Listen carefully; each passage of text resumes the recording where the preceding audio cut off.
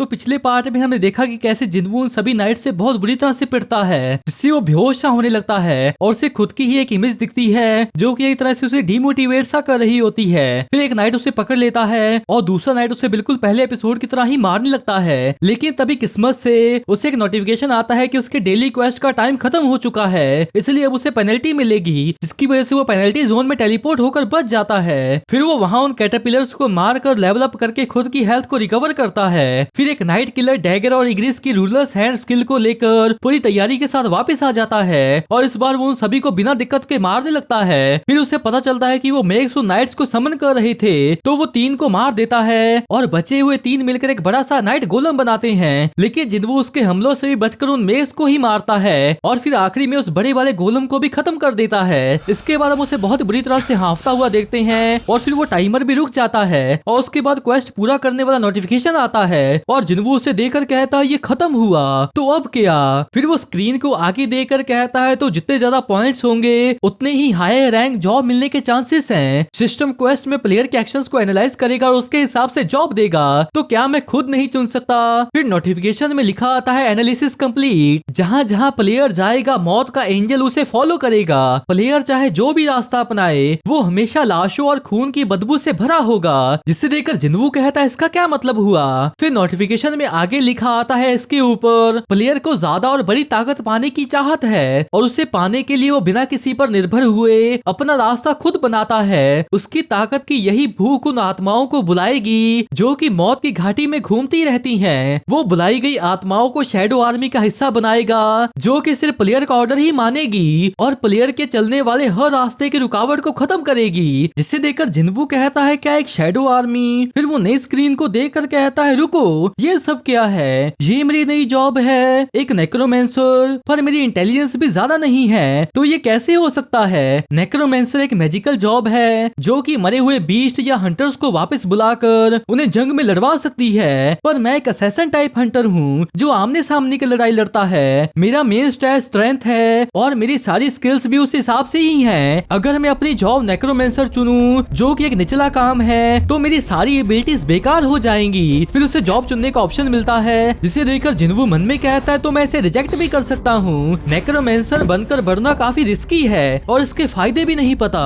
फिर वो नहीं कहता है, पर तभी एक और नोटिफिकेशन आती है जिसमें लिखा होता है नेक्रोमेंसर एक हिडन क्लास है, क्या आप फिर भी मना कर रही हैं? जिसे पढ़कर वो चिढ़ सा जाता है और फिर आगे कहता है क्या इसका मतलब इसके अंदर कोई स्पेशल पावर है? काश मेरे पास इस नेक्रोमेंसर की एबिलिटीज की कोई एग्जांपल होती जिससे ये समझ सकता कि आखिर ये कैसे काम करती है। तभी वो एक नाइट के हेलमेट से टकरा जाता है और फिर एकदम से चौंक कर कहता है रुको, समनिंग मैजिक? अरे हाँ, ये मेग्स जो समनिंग मैजिक कर रहे थे वो नेक्रोमेंसर की एबिलिटीज जैसा ही है और यहाँ की सारी लड़ाइयाँ मेरी पिछली लड़ाइयों जैसी ही थी। इसे जॉब चेंज क्वेस्ट कहा गया, पर क्या ये सब पहले से ही तय था? क्या ये सब सिस्टम कर रहा है? पर ये दिलचस्प है, इन मेग्स के पास कॉम्बैट एबिलिटी नहीं थी पर मेरे पास है। किसी ने नहीं कहा कि नेक्रोमेंसर आगे जाके नहीं लड़ सकता।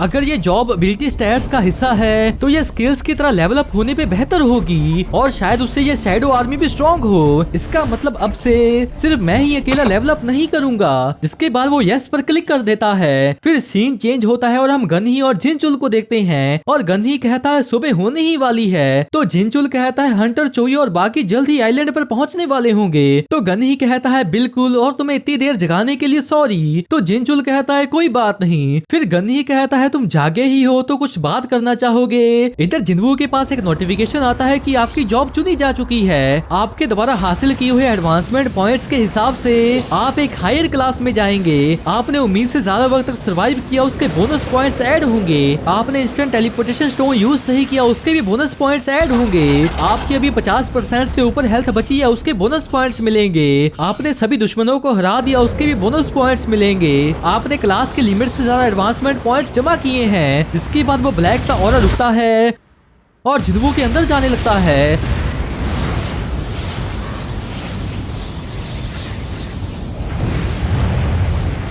इसके बाद जिन्वू को एक नई तरीके की पावर मिलती है।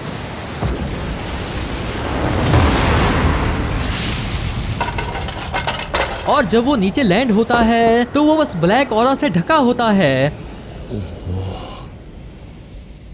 फिर नोटिफिकेशन में लिखा आता है कि उसकी नेक्रोमेंसर क्लास अपग्रेडेड होकर शैडो मोनार्की हो गई है, जिसे देखकर जिनवू मन में कहता है क्या मुझे इतने ज्यादा पॉइंट्स मिले थे। फिर वो अगली स्क्रीन को देखकर कहता है unique class skill, 10 ability points और साथ में मुझे एक टाइटल भी मिला है क्योंकि रिवॉर्ड्स मिल गए हैं। तो क्या क्वेस्ट खत्म हो गया और क्या मैंने जॉब चेंज क्वेस्ट पूरा कर लिया। फिर उसे उन नाइट्स में से आवाजें सुनाई देने लगती हैं, जिसे देखकर वो मन में कहता है मैं उनके चीखने की आवाजें सुन सकता हूँ जैसे कि वो दर्द में हूँ। तभी उन सभी पर लिखा आता है कि शैडो एक्सट्रैक्शन मुमकिन है। फिर एक नई स्क्रीन आती है जिसमें उसे एक कमांड वर्ड चुनने को बोला जाता है। तो जिनवू जरा सा सोच कर कहता है अराइज, जिसके साथ ही उन सभी नाइट्स की शैडोज या कहे कि आत्माएं बाहर आने लगती हैं और जिनवू उसे देखकर शॉक हुआ कहता ये तो जबरदस्त है।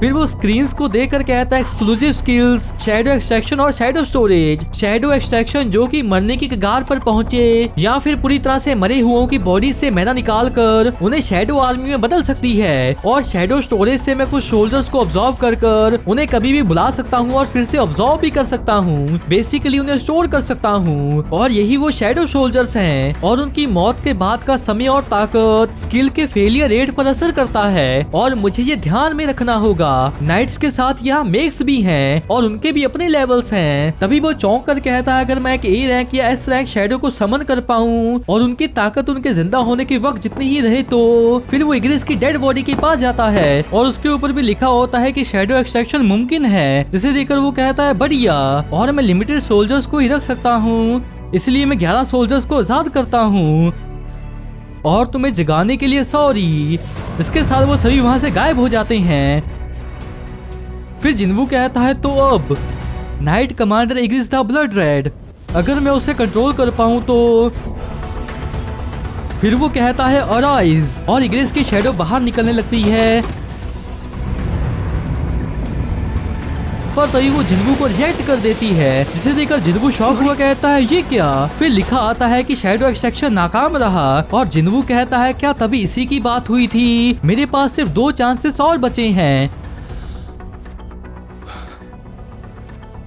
अराइज,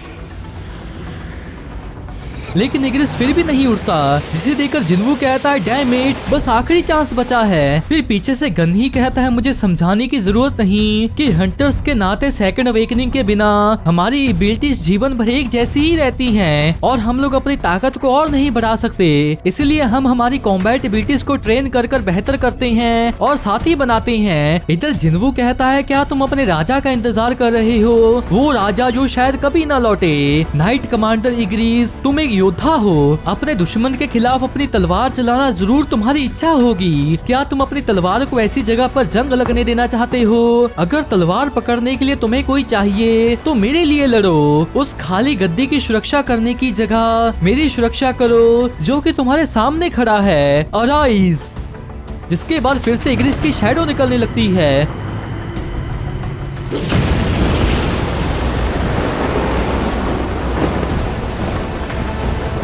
और उसे देखकर जिनवू भी मुस्कुराता है। फिर पीछे से गन ही कहता है लेकिन कभी कभी मैं भी सपना देखता हूँ। इधर इग्रिस की शैडो भी जाग जाती है और फिर उसकी पीठ से उसका केप बाहर निकलता है और सिस्टम जिनवू को उसका नाम रखने को बोलता है। इधर गन ही आगे कहता है कि कैसे रोज नए अवेकन लोग दुनिया में आ रहे हैं। इधर जिनवू कहता है क्या नाम भी पूछने की बात है। इग्रिस, ये तुम्हारा नाम है। फिर गन्नी कहता है उम्मीद है कि उनके बीच एक ऐसा होगा जिसके पास उम्मीद की किरण हो, शायद वो अभी ही अवेकन हो रहा हो। फिर इग्रिस उसके पीछे जाकर झुक जाता है और बाकी सभी शैडो सोल्जर्स भी ऐसा ही करते हैं, जिसे जिसे देखकर जिन्वू भी खुश हो जाता है और कहता है अब से तुम लोग मेरे साथ हो। फिर हम लोग जोंगिन के उसी हेलीकॉप्टर को जीजू आइलैंड के पास के एक आइलैंड पर देखते हैं और हाई इन पूछती है गिल्ड मास्टर चोई ये क्या है। तो शौक हुआ जोंगिन कहता है ये मुझे भी नहीं पता और जहाँ तक मुझे याद है यहाँ ऐसा कुछ नहीं होना चाहिए, लेकिन लगता है कि वो इवॉल्व या विकसित हो गए हैं। जिसके साथ ही ये एपिसोड और सीजन 1 एंड हो जाता है। तो गाइस आपको सोलो लेवलिंग का सीजन 1 कैसा लगा आप उसके बारे में नीचे कमेंट्स में बता सकते हैं और अगर आपको ये एक्सप्लेनेशन अच्छी लगी है तो इस वीडियो को एक लाइक भी कर सकते हैं। और सोलो लेवलिंग का सीजन 2 शायद इसी साल के एंड में आ जाएगा, तो अगर आप उसे मिस नहीं करना चाहते तो इस चैनल को जरूर सब्सक्राइब कर लें। तो मिलते हैं एक और एक्सप्लेनेशन वीडियो के साथ, तब तक के लिए टाटा बाय बाय।